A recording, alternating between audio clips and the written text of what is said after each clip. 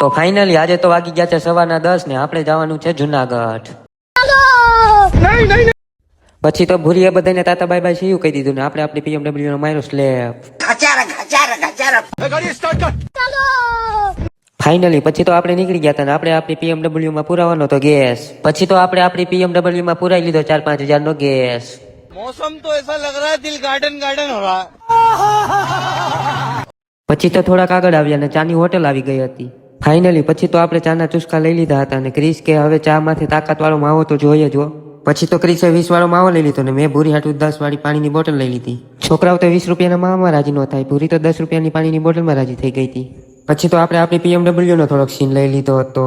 પછી તો ક્રિસ કે ઉભો ઉભો આવી રીતે માવો હલાવતો હતો. પછી તો ક્રિસે પૂછ્યું કે માવો ખાવો છે? મેં કીધું મફતનો માવો ખાવાનો જ હોય ને. પછી તો આપણે તમાકુ વિનાનું માવો ખાતા ખાતા પૂગી ગયા છે જેતપુરમાં, કેમ કે ક્રિસ તમાકુ નાખવાનું ભૂલી જ ગયો હતો.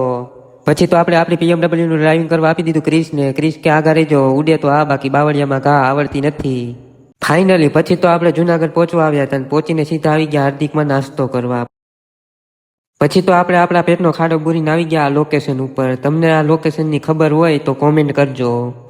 આજનો બ્લોગ અહીંયા સુધી, મળીએ પાછા બીજા બ્લોગમાં. અને અમારો બ્લોગ પસંદ આવ્યો હોય તો લાઈક, સબસ્ક્રાઇબ ને શેર કરી દો.